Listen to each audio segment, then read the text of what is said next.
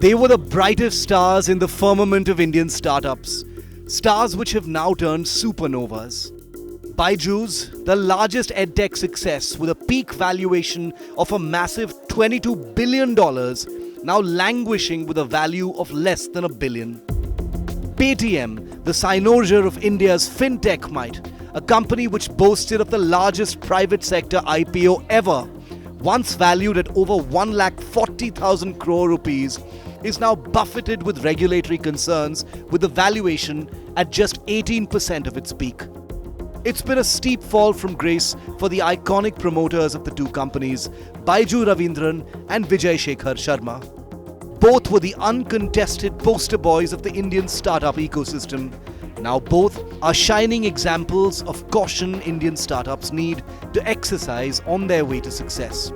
In the latest action against Baiju Ravindran, the Enforcement Directorate has sought to limit the 43-year-old's international travel with a lookout circular. Earlier in November, the Enforcement Directorate had issued show-cause notices against the parent company of Byju's in a case of alleged FEMA violations to the tune of 9,362 crore rupees. The company was stated to have made significant foreign remittances abroad in violation of FEMA laws. The action comes amidst efforts by a section of shareholders to oust Ravindran from the post of CEO of Byju's. The Karnataka High Court has, however, ruled that any decision will be invalid till the next meeting, as we've just reported. The company had reported a loss of 2,253 crore rupees in 2021-22 and has not declared results for 22-23 year yet. Meanwhile, the Achilles heel in the Paytm case has been non-compliance to regulatory guidelines and supervisory issues.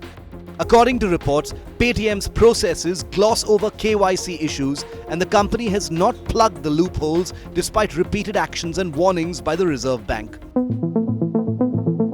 The story of the two largest startups in their respective fields has raised questions whether India's startup sector, the biggest in the world with more than 1 lakh in 2023, is a house of cards.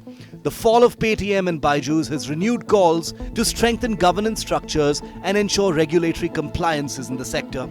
The scrutiny is sharper now with the so-called funding winter, slowing down cheap money supply to these startups to a trickle. Bureau Report, Business Today Television.